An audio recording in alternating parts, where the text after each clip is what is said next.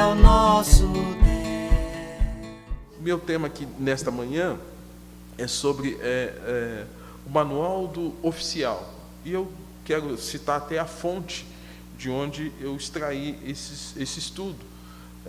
A Igreja Presbiteriana de Pinheiros, não sei se vocês já ouviram falar, reverendo Arival Dias Casimiro, onde ali tem um dos pastores que mais prega ali também, além do reverendo Arival, o reverendo Hernandes. Eles elaboraram um princípio, um manual do oficial. Eu achei muito interessante, então eu fiz aqui uma meio compilação daquilo que eles elaboraram para estar orientando a igreja. Eu não vou iniciar com um texto bíblico, porque à medida que a gente for falando, os textos estarão aparecendo, tá bom? Servir a Deus, irmãos, na sua igreja é o maior privilégio que uma pessoa pode receber. E principalmente aquelas pessoas que são chamadas para liderança espiritual. Nesse caso, presbíteros e diáconos, né? Essa honra é também a responsabilidade mais pesada que alguém pode assumir. E trata-se de uma tarefa árdua, sacrificial. Um líder espiritual vai pastorear as ovelhas de Jesus, cuidar da noiva de Cristo. Ele pagará um grande preço, ele sofrerá um duro julgamento por causa dessa função, desse ofício que ele recebe. E Tiago, capítulo 3, verso 1, vai dizer assim: meus irmãos, não vos torneis muitos de vós mestres, sabendo que havemos de receber maior juízo. Há uma expressão bíblica que fala assim: a quem muito lhe é dado, muito mais lhe será exigido. A quem muito lhe é dado, muito mais lhe será exigido. E a quem muito se confia, muito mais se exigirá. Então, à medida que Deus vai confiando responsabilidades e competências para a gente, isso traz um peso absurdo sobre nós, nessa função de quê? De sermos líderes, de influenciarmos pessoas. É um peso absurdo, né?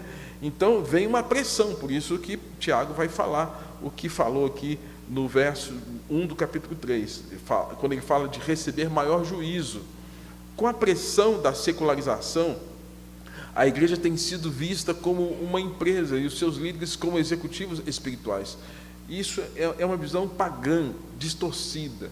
Eu confesso que lamento quando vejo algumas pessoas olhando para a igreja muito mais como empresa e não como o corpo de Cristo. E, lamentavelmente, eu já participei de momentos em que líderes estavam vendo a igreja muito mais como se fosse uma empresa. A igreja não é empresa, a igreja é o corpo de Cristo. E muitos princípios e conceitos de liderança empresarial têm sido aplicados à igreja, na tentativa de torná-los mais eficiente e funcional, como empresa ou instituição. Nada contra o treinamento de liderança empresarial, mas a igreja precisamos assumir a concepção bíblica de ministério. E ministrar não é gerenciar, mas ministrar é pastorear. O pastor tem que ajudar, gerar, alimentar, criar, produzir, consolar, corrigir, proteger as ovelhas. A intenção é orientar aqueles que aspiram ao oficialato, bem como aqueles que já estão no trabalho. Somos presbiterianos e o nosso foco é confessional. Ou seja, confessional por quê? Porque nós adotamos a confissão de fé de Westminster como nosso princípio doutrinário. Algumas igrejas falam assim: mas como assumir uma confissão de fé? Já não tem a Bíblia? Sim, nós temos a Bíblia. Mas a Bíblia na mão de pessoas que mal interpretam aquilo que ela diz, se torna mãe de grandes heresias. Historicamente, houve as confissões, houve os credos, e a igreja presbiteriana, então, ela se baseia na sua expressão de fé, na confissão de fé de Westminster, e em cima disso, a despeito do tempo, nós fincamos o pé em convicções bíblicas inalteráveis, porque a palavra de Deus não muda.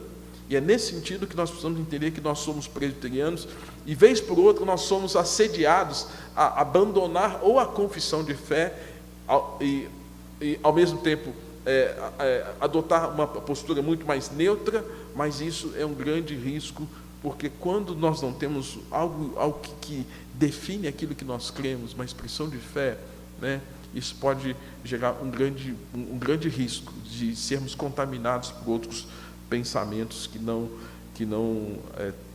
nos aproximam da verdade de Deus, né? Quanto aos ofícios na Bíblia, a Bíblia sempre, quando fala de ofícios, ela fala do profeta, ela fala do sacerdote, ela fala do rei. Se você olhar o livro de Jó, a Bíblia fala que Jó era um sacerdote, né? Ele era como se fosse ele era o pastor da sua casa, da sua família, bem como de toda aqueles servos os quais ele liderava. O exercício profético é aquele que anuncia, que proclama, né? E a questão do rei é aquele que governa. Então, o nosso interesse aqui é falar sobre os presbíteros e diáconos, dois ministérios, dois ofícios que existem desde a igreja primitiva e que até hoje é conservado dentro desse princípio da igreja presbiteriana do Brasil. Palavra presbítero, o que é presbítero? A palavra presbítero vem do grego e transliterado, a palavra significa velho ou ancião. Então, quando nós temos um presbítero, nós vamos ver alguém, geralmente uma pessoa mais madura na fé, né? Mas, ao mesmo tempo, literalmente, a palavra significa ancião, né? E aparece 66 vezes no Novo Testamento, indicando esse ofício eclesiástico. Também é usado nas Escrituras a expressão bispo, a tradução grega episcopal, passando pelo latim episcopos, ou supervisor, ou guardião, né? Ou superintendente. Então, esse presbítero, esse bispo, é esse que vai, de alguma forma, aparecer no contexto da igreja primitiva, para que, de alguma forma, possa liderar a igreja. E Paulo usa ambos os termos, sem distinção, quando manda chamar esses oficiais lá em Atos capítulo 20, verso de número 17 ao verso de número 28. Você pode abrir a Bíblia comigo aí, você que está aqui na igreja, você que também está em casa aí, né? Não só ouça, mas confira, marque aí na sua Bíblia, lá em Atos capítulo 20, o apóstolo Paulo, nós temos aqui o registro de Lucas, né? Lucas está falando, olha, de Mileto mandou chamar os presbíteros da igreja. É exatamente essa informação, né? E aí ele vai dizer assim, quando se encontraram com ele, disse, vós bem sabeis como foi que me conduzi entre vós em todo o tempo, desde o primeiro dia que entrei na Ásia. Paulo está dando como que fosse um relatório a esses que eram os líderes da igreja naquele contexto, né? Então, não há uma distinção básica entre o presbítero e o ancião do Antigo Testamento. Os termos são intercambiáveis, eles se entrelaçam quando se fala de presbítero, quando se fala dos anciãos. Moisés, por exemplo, ele era encarregado de transmitir a mensagem de Deus. Ele era, lembrando que Moisés viveu 120 anos, 40 anos no palácio, 40 anos fugindo e 40 anos no deserto, né? E ele, praticamente dos 80 anos em diante, que liderou o povo hebreu para sair do Egito para a terra prometida. A eles eram retribuídas as responsabilidades na vida administrativa e nacional da igreja. Aí tem alguns textos que você depois pode conferir, né? Outros países existiam também anciãos. Lá em Gênesis capítulo 57 também fala isso, que goza também de prestígio, de autoridade, o status obtido pela idade, pela experiência, pela vivência, né? O Novo Testamento vai mostrar que as comunidades judaicas, elas atribuíam essa responsabilidade de liderança da igreja a esses anciãos, tanto na questão civil quanto na questão religiosa. E qual era a função? A função na igreja primitiva foram dadas aos apóstolos. Lembrando que a palavra apóstolo significa enviado, né? O reverendo Augusto Nicodemos tem um livro que fala sobre isso, recomendo até que quem puder ler, comprar o livro, né, que fala sobre apóstolos. E uma das coisas que ele nos mostra ali é a função dos apóstolos naquele contexto do Novo Testamento, e ao mesmo tempo como aquele ministério apostólico ele tinha um início, meio e fim. Desde o chamado de Jesus aos apóstolos em Lucas capítulo 6, até praticamente o final do primeiro século, quando morre o apóstolo João, na ilha de, quem se lembra? De Patmos. Então começa em Lucas capítulo 6 e vai até o final de 98, 99, quando encerra o ministério apostólico. É por isso que nós, presbiterianos, nós não concordamos, nós não aceitamos a ideia de novos apóstolos e bem como apóstolas, porque nós entendemos que o chamado de Deus foi para aquele período, aqueles 12 que tiveram um contato direto com Jesus, para que de alguma forma liderassem a igreja pós a ascensão de Jesus.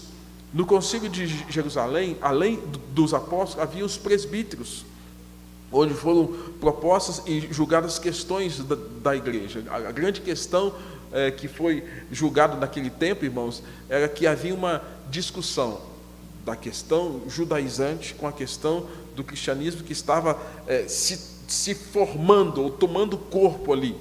Porque na concepção judaica, o que tinha que acontecer? Foi dado lá em Gênesis, capítulo de número 17, que toda criança, ao 8º dia, fosse o quê? Circuncidada. E aquilo passou gerações. Jesus também foi circuncidado. E a nova dispensação implicou em quê? Agora não mais a circuncisão, mas agora o batismo.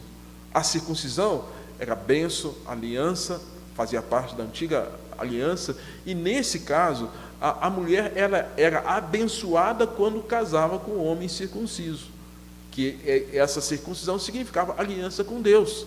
Mas agora, a partir do advento João Batista, o precursor de Cristo, a partir do advento Jesus, não mais a circuncisão, mas o batismo, porque agora não há mais grego, bárbaro, homem, mulher, macho e fêmea, todos quantos creem podem ser o quê? Batizados. A nova dispensação traz essa mensagem. E havia então uma discussão na igreja se os gentios, pessoas que estavam vindo para o cristianismo, se eles precisavam também ser circuncidados ou não. Então tem uma discussão feroz. Gente, o negócio ficou feio. Então Paulo tem que reunir quem? Os presbíteros para resolver isso. E sabe quem é que estava dando contra lá no templo lá? Era Pedro. Pedro estava dando contra. Pedro parece que, por mais que fosse importante no colégio apostólico, Pedro, não, nós temos que continuar agindo apenas com os judeus, né? Com os gentios não, né? E aí Paulo tem que entrar, os presbíteros vão se reunir e vai tomar uma decisão, né? É por isso que quando Paulo vai escrever a igreja da Galácia, você se lembra lá quando Paulo falou assim: ó Gálatas insensatos, quem vos persuadiu? Porque havia uma persuasão em relação à igreja da Galácia para que voltasse a um aspecto judaizante, que era o quê? De circuncidar gentio, e não o quê? Batizar. Porque alguém chegou e falou: não, nós temos que voltar àquilo que era antes. Não tinha que voltar nada, acabou. Não tem mais esse negócio de circuncisão. Agora o batismo, que é abrangente, tá? Então a igreja tem que se reunir. Os apóstolos então tinham essa missão de resolver as questões teológicas, bíblicas da igreja, e bem como tendo essa autoestima do povo, né, visitar, orar pelos enfermos, né? E aí Tiago 5,14 diz assim: se alguém está enfermo, chame quem? Os presbíteros da igreja, né?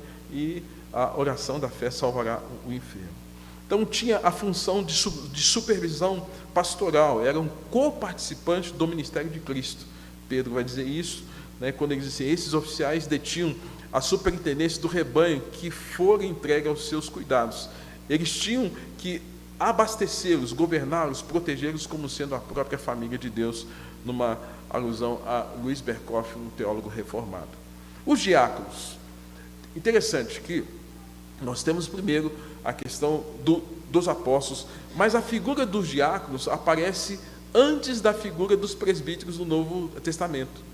Os diáconos, eles vão aparecer em Atos 6, quando havia ali a questão das viúvas dos helenitas que estavam sendo esquecidas na distribuição dos alimentos, na provisão, na ação social que a igreja fazia, e ali que surge então a questão, né? Então a palavra diácono, ela vem do grego e significa servo, serviço, servir à mesa. Diaconia aparece 33 vezes, diáconos 30 vezes, o verbo diaconar 34 vezes, são amplamente usados e são traduzidos por serviço, ministério, socorro, assistência, né?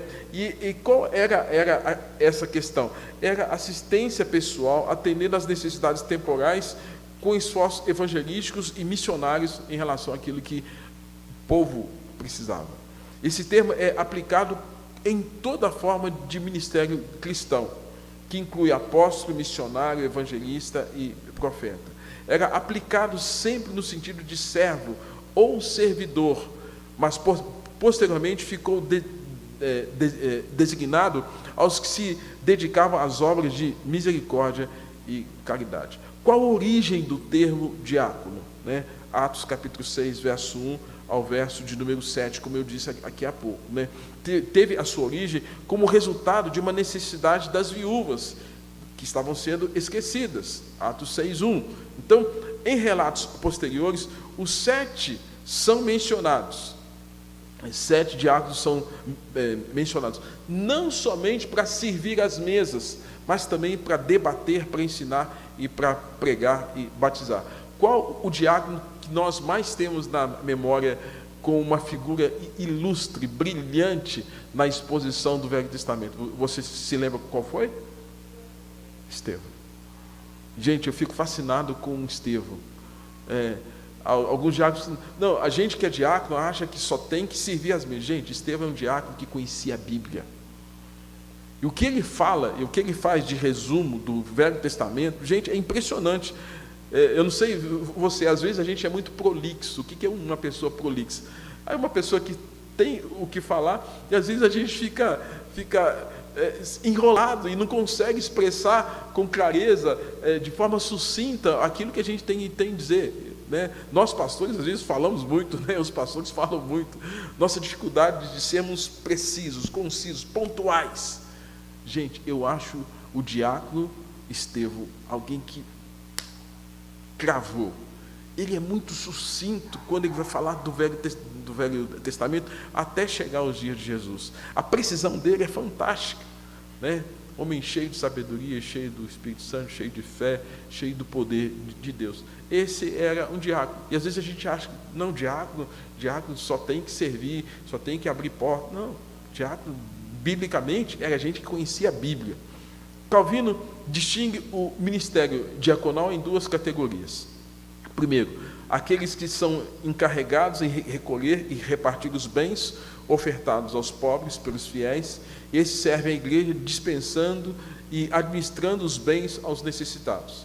Em segundo lugar, ficam os que são responsáveis para cuidar mais diretamente dos carentes, dos enfermos, dos idosos e dos doentes. Né? Uma interpretação, uma percepção que João Calvino fala sobre a questão. O serviço diaconal na Igreja Presbiteriana do Brasil. Como é que isso aqui funciona? O serviço diaconal ele deve ser crucial para a vida, fé, função, testemunho e missão da igreja. Em todos os tempos deve legitimar o seu modo de ser. Né? O artigo 53 da nossa Constituição, da linha, e algumas alíneas, né, algumas letras desse artigo, apresenta o seguinte: apresenta uma definição que segue a mesma linha bíblica, porém amplia mais a sua função, adaptando às necessidades da igreja no Brasil.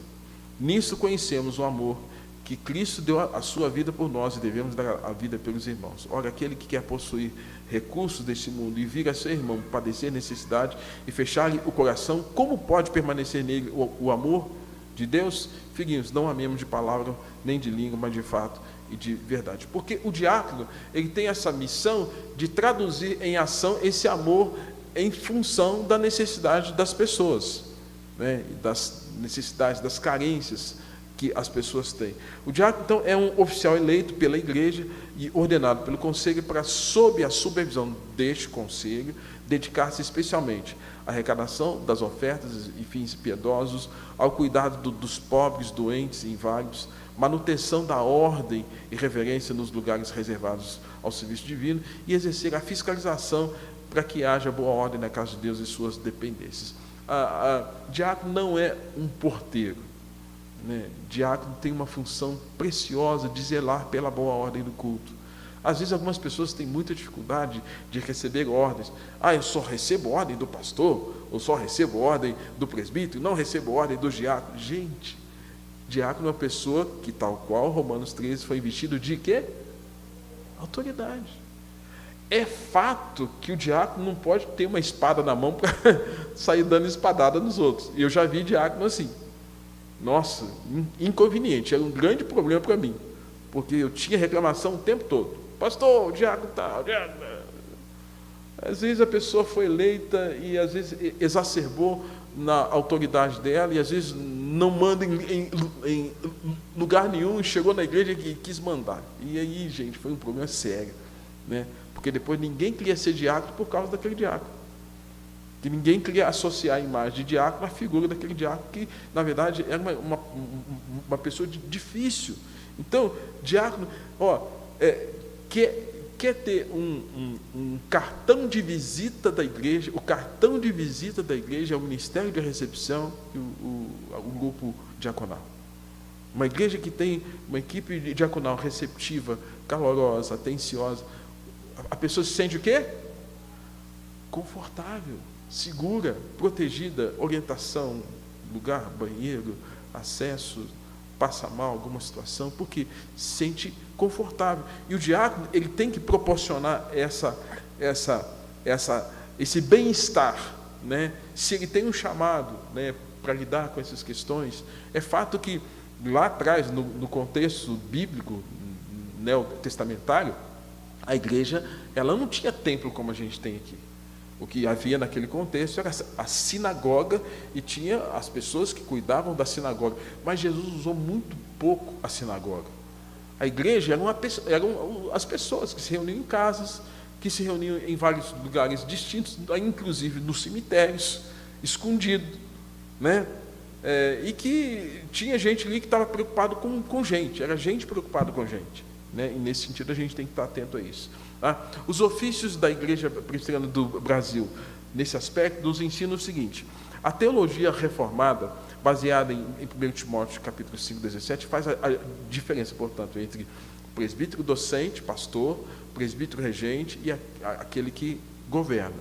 Na prática, porém, e usando outros textos da Bíblia, observamos que o presbítero docente é, na verdade, um regente, e o presbítero regente, um docente, que tem de ensinar e pastorear o rebanho de Deus. Nós fazemos uma distinção, né, entre presbítero regente e presbítero docente, né? Por exemplo, eu sou um presbítero docente, né? Por que eu sou presbítero docente? Porque eu, junto com os pastores ordenados, nós temos uma responsabilidade do ensino, da ministração, da liturgia, é uma competência nossa. Então, quando se fala, mas a liturgia é do pastor. Então, é uma responsabilidade. O que vai ser ensinado, esse conteúdo, é responsabilidade nossa. Espera-se que pastores tenham bom senso naquilo que aprenderam no seminário, naquilo que aprenderam e defendem como expressão de fé, na confissão de fé de Westminster e os catecismos, a gente consiga o quê? Entender isso e traduzir isso de forma mais simples para que a igreja compreenda e cresça na palavra, né? Essa é a missão principal do presbítero docente, tá?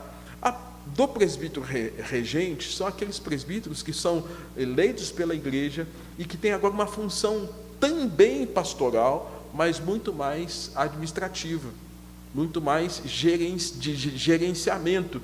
E nesse caso há essa distinção, né?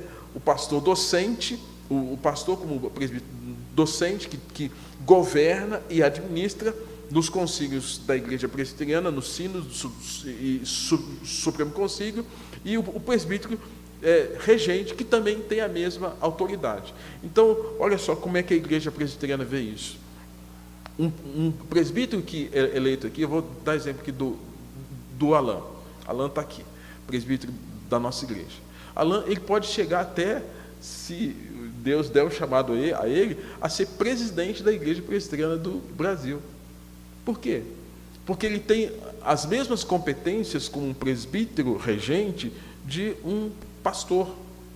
Então, na Igreja Presbiteriana, quando a gente vai para os concílios, quando chamo concílios, primeiro concílio, conselho da igreja; segundo, presbitério; terceiro, sínodo; quarto, Supremo Concílio. Em qualquer uma dessas instâncias, a figura do presbítero regente e do docente é o quê? É a mesma. Não tem diferença. O pastor, não. No entanto, por exemplo, a gente teve, em algum tempo, a figura, agora me fugiu o nome, reverendo Paulo, não sei se é Paulo Bretas, que foi presidente do Supremo Concílio, idos de década de 80, era um presbítero, que foi presidente nacional da nossa igreja. Então, nós não temos essa distinção nos concílios, sínodo, Supremo ou presbitério, tá bom? Então, isso é muito importante, porque essa representatividade começa onde? Na igreja local, tá? O presbítero regente é o representante imediato do povo, por esse eleito e ordenado pelo conselho para, juntamente com o pastor, exercer o governo e a disciplina, e zelar pelos interesses da igreja a que pertencer, bem como pelos de toda a comunidade, quando para isso eleito ou designado, tá? O presbítero, junto com o pastor, exerce o governo e a disciplina da igreja local. Ambos zelam pelos interesses da igreja que pertence, né? E aí, quais são as competências que um presbítero tem? Quais são as responsabilidades atribuídas segundo a Constituição da Igreja Presbiteriana do Brasil? Levar ao conhecimento do conselho as faltas que não puder corrigir por meio de administrações particulares. Então, por exemplo, tem um membro da igreja meio distanciado da palavra, aquela coisa toda, dando um testemunho não tão bom. Um presbítero, ele pode, no seu zelo espiritual, chegar para esse irmão: meu irmão, olha, quero estar orando com você, quero estar conversando contigo sobre esse assunto, aquele outro, e dar as orientações. Isso a gente chama de resolver as questões por meios suasórios. O que é suasório? Tentar resolver a questão de maneira pastoral, bíblica e espiritual. Às vezes a pessoa está dando um testemunho ruim, e a gente pode fazer isso. É competência de um presbítero. Segundo, auxiliar o pastor no trabalho das visitas. Isso é muito importante. Agora a gente está restrito em relação a essa questão, visitando mais especificamente, mas é uma responsabilidade também pastor e presbítero. Instruir os neófitos, consolar os aflitos e cuidar da infância e da juventude. Então, instruir neófitos. Quem são neófitos? Pessoas novas na fé, que se converteram recentemente. Outra coisa, consolar aflito. Aí pode ser crente velho, crente novo, orar com ele, ver algum momento de dificuldade, a gente está perto, está junto. Cuidar da infância. Cuidar da infância, né? As crianças, nós temos que olhar para as crianças. Cuidar da juventude. Isso aqui é competência que nós temos que ter. Orar com os crentes e por eles, informar o pastor casos de doenças e aflições. Às vezes eu não estou sabendo de alguma coisa, os presbíteros chegam para mim, ou chegam para os pastores dos concílios aí, e informam acerca dessas questões. Distribuir os elementos da ceia, né? Tomar parte da ordenação de ministros e oficiais, diáconos, presbíteros, algum pastor do presbitério que está sendo ordenado, e representar o conselho da igreja nos concílios, né? A vocação. Quais os pré-requisitos que alguém precisa ter para exercer tanto a função de diácono quanto a função de presbítero, né? o que nós precisamos ter, né? A Bíblia declara que toda pessoa que é salva por Deus é salva para servir, né? Efésios capítulo 2, 10 nos ensina que Deus salvos pela graça, né, para as boas obras, né? Eu não sou salvo por conta das boas obras, eu sou salvo por conta da graça que Deus manifesta sobre a minha vida e me chama para servir. E as boas obras é servir a Deus, né? Servir a Deus, né? Então, quando a gente passa pela transformação, esse ajuntamento de justificação pela fé, para que nós andemos em boas obras, em novidade de vida e sirvamos a Deus, está junto. Então, todo crente é um sacerdote de Deus, que foi capacitado com dons espirituais para trabalhar para a edificação na igreja. E cada crente é um mordomo de Deus. Você é um mordomo. O que um mordomo faz? Quando você está lá naquela churrascaria deliciosa lá, comendo aquele churrasco lá, o que chega para você imediatamente? Chega um garçom. O garçom fala assim: senhor, o que o senhor deseja? O que a senhora deseja? Aí ele vai querer saber o que você deseja para que ele possa te servir. Aí você olha o cardápio lá e pega aquela picanha deliciosa. Agora vai até salivar a boca de alguns aqui. Para servir. Nós somos chamados não para ficar sentados dizendo alguém me sirva, mas nós somos chamados para ser como esse garçom, como esse que foi chamado, como esse mordomo, prontos para servir. Então cada crente é um mordomo. A orientação bíblica é: se alguém aspira ao episcopato, excelente obra almeja. A pessoa que almeja o serviço e não a posição ou o cargo. Então, almejar servir a Deus, gente, é algo maravilhoso. Então, e Paulo fala: excelente coisa almeja quem deseja servir ao episcopato, na superintendência, na supervisão, no governo, na orientação, no pastoreio. Quais as qualificações que a gente precisa ter aqui, né? Os dois principais textos que apresentam as qualificações da pessoa para ser presbítero, diácono, são lá em 1 Timóteo, capítulo 3, 1 a 16, e Tito 1, 5 a 9. E nós podemos classificar essas qualidades em 3 áreas: familiar, caráter, conduta e integridade doutrinária. Tá? Então, primeira delas, palavra irrepreensível. É a base que sustenta todas as qualidades exigidas de um presbítero ou diácono, né? Isso não significa imune aos erros ou uma perfeição impecável, pois nesse caso ninguém estaria qualificado para esse ofício. Exige-se, porém, que alguém para que alguém seja um oficial, seja alguém com vida santa, né? Reputação irrepreensível dentro e fora da igreja. Então, muito mais do que a gente pensar num cargo ou numa função eclesiástica, é a questão da vida, né? Ter uma vida. Vai ser perfeito? Gente, nós temos que tirar a ideia de que aqui na terra é perfeição. Aqui na terra sermos saudáveis, perfeitos, só no céu. Só lá que nós seremos. Nem a igreja.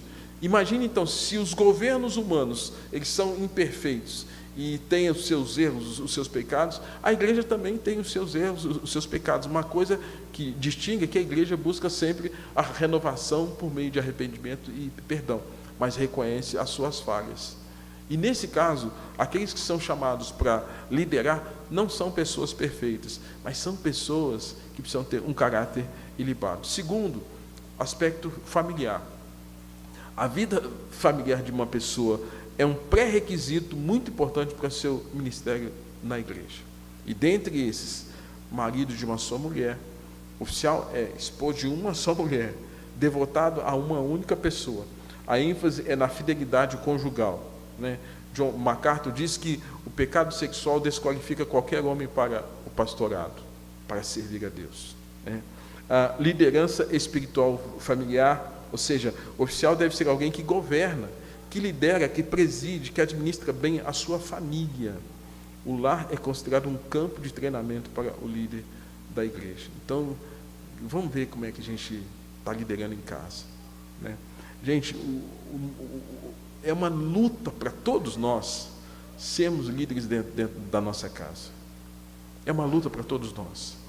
E aí quem vai liderar a igreja precisa estar zelando muito por isso. É fato que certamente a igreja aqui, já nos seus 40 anos, já deve ter passado por muitos pastores, né? E aí o que se tem, e o que se cobra da figura do pastor? Perfeição. O que se cobra da esposa do pastor? Perfeição. O que se cobra dos filhos do pastor? Perfeição. Qual o resultado disso? Gente doente. Gente que não dá conta. De manter essa perfeição, esse ideal ou esse ideário, esse imaginário de perfeição, e se despersonalizar, porque passa a ser tudo aquilo que todo mundo quer que seja e menos aquilo que ela é. E isso é um grande problema. Eu sonho com o tempo de lidarmos com igrejas onde vejo a figura do pastor, da família pastoral, da família do presbítero, do diácono, como alguém como qualquer outro. E que tem sim que ter esse zelo espiritual, mas que tem as suas falhas, tem os seus erros, mas busca corrigi-los com a graça do Senhor. E isso implica, gente, então, que quem quer liderar tem que ter esse zelo. John Stott, ele diz assim: os pais que não tiveram sucesso na condução de seus próprios filhos não são merecedores de confiança quanto a conduzir a família de Deus. O mínimo tem que ter para quem quer liderar na casa de Deus. Terceiro, conduta. Então, falei sobre caráter, família, conduta. Alguém, para ser oficial, precisa ser irrepreensível na conduta. Ele é um mordomo, um despenseiro de Deus. Tito capítulo 1 fala isso, né? Oferece algumas listas sobre o que nós precisamos ter em relação a isso, né? E aí a gente vê o seguinte, Tito vai dizer o seguinte: quais os pontos negativos que podem depor contra alguém que queira servir a Deus? E quais os pontos positivos que podem necessariamente trazer benefícios e atestar o chamado que alguém possa ter para servir a Deus no aspecto de liderança? Os aspectos negativos: não ser arrogante, não ser irascível. O que é uma pessoa irascível? Raivosa. Gente, na igreja, uma coisa que a gente tem que trabalhar muito é o nosso emocional. Tem um livro que eu recomendo para os irmãos, chamado Uma Igreja Emocionalmente Saudável, e tem outro livro chamado O Líder Emocionalmente Saudável. Uma coisa que a gente tem que trabalhar muito na nossa vida são as nossas emoções. Uma pessoa iracunda, irascível, ela não serve, porque na igreja a gente vai ter que lidar o tempo todo com situações difíceis, de estresse, dificuldade, pecados, gente que às vezes se opõe. Então o líder, ele tem que ser uma pessoa menos irascível. Então ser irascível, uma pessoa raivosa, é o meu jeito de ser, não é o caminho, tá? Não dado ao vinho, não violento, né? Não cobiçoso de torpe ganância, e não seja neófito. Neófito por quê? Pessoa nova na fé, que às vezes adentra a um aspecto de liderança e consequentemente pode se escandalizar por coisas que vê, que ouve, e isso traz um grande prejuízo. E quais são os pontos positivos para alguém ser presbítero, para alguém ser diácono, para ser pastor? Hospitaleiro, amigo do bem, sóbrio, sobriedade, moderação, justo, piedade, santidade, temperante, né? Uma comida sem sal é ruim, né? Quem e tem problema de pressão sabe como é que ele dá com isso. Uma comida salgada também, o quê? É ruim. Ela tem que ter o quê? A dose certa. Esse é o grande desafio para você e para mim. Temos a dose certa, sermos temperantes, nem para mais, nem para menos, mas esse bom senso, esse equilíbrio necessário. Ter uma boa reputação, as pessoas falam bem dele, nossa, fala bem daquela pessoa, aquela pessoa é daquela igreja, nossa, joia, testemunho fiel, gente boa, gente que é família, gente que dá bom testemunho, legal, né? Homens de uma só palavra, sim, sim, não, não, que diz passar, vem do maligno. E homens experimentados ou experientes da palavra.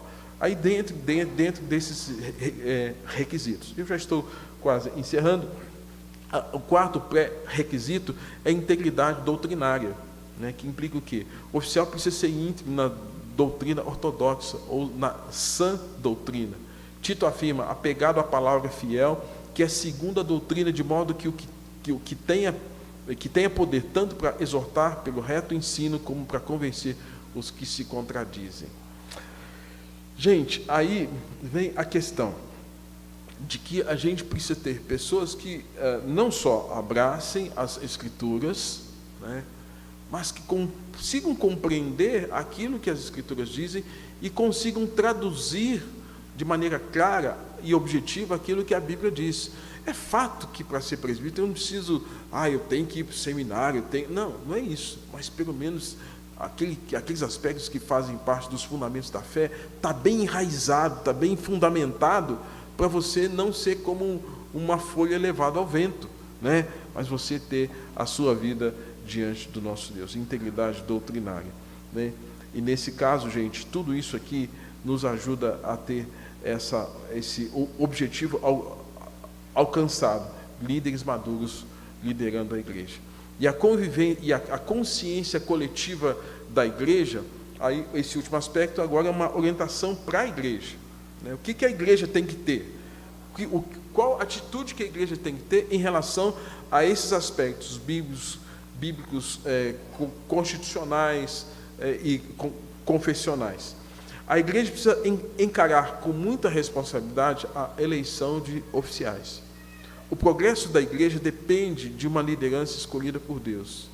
Então, evite eleger pessoas de acordo com alguns critérios que eu vou apontar aqui. Por quê, gente? Porque a gente corre sérios erros. A gente está lidando aí com o aspecto público, né? Esse ano temos eleição para vereador, né? E para prefeito. Quais os critérios que você está usando para eleger alguém? Quais os critérios? É meu vizinho. Mas o que ele defende? Qual a bandeira dele? O que ele preza? Porque o meu conhecido falou que... Mas será que a fala desse conhecido não está influenciando você em relação àquilo que de fato é aquela pessoa? Então, gente, nós temos que orar, né? Até na última sexta-feira eu pedi para a Elisete, né, Elisete, se orar por esse momento. Esse momento que nós temos que ver aqui. Então, Deus, abençoe. E às vezes a gente fala, pastor, mas a gente não tem que se preocupar com isso. Gente, mas a Bíblia não fala que a gente tem que orar por todas as pessoas investidas de autoridade. A Bíblia não fala que a gente tem que orar pelos reis. Quem são os reis hoje? Quem são os reis hoje? Desde um presidente, um governador, um deputado, um senador, um juiz, um prefeito, pessoas investidas de autoridade, nacionais, né, estaduais, municipais. E Paulo fala isso, né, em 1 Timóteo, que se faça súplica, orações, ações de graças, intercessão por todas essas pessoas. Então a gente tem que fazer o quê? Que orar. E tem que ter os olhos abertos. É fato que a gente pode errar? Pode, mas a gente tem que estar atento a isso. Na igreja não é diferente.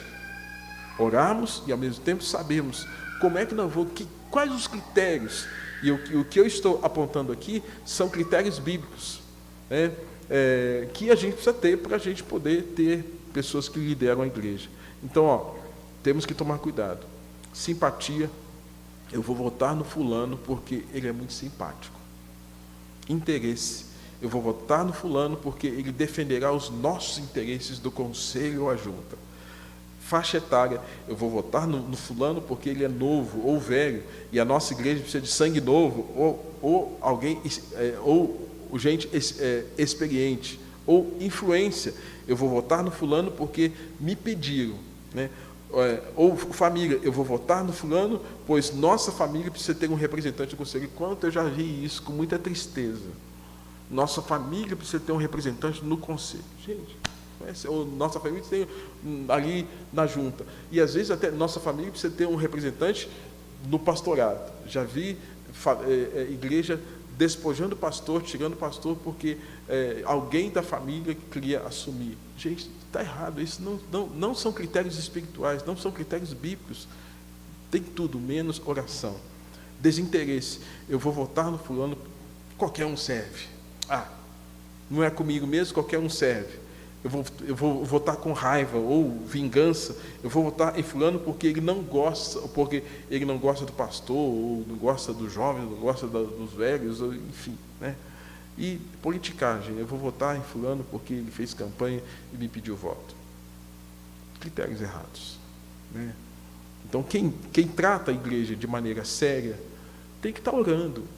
A gente tem que estar olhando para isso com olhos, porque na boa ordem Deus abençoa, na boa ordem há bons conselhos e Deus traz graça e desenvolvimento da fé de todos quantos podem estar sendo abençoados agora por uma liderança fiel, uma liderança bíblica, uma liderança comprometida, sobretudo com o reino de Deus.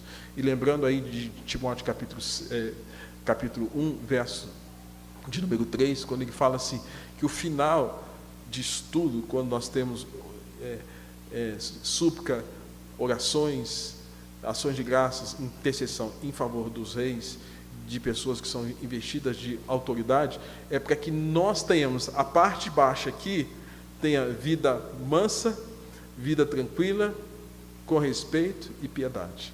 O resultado final é que aqui embaixo a gente vai ter o quê? Paz. Amém? Entendido?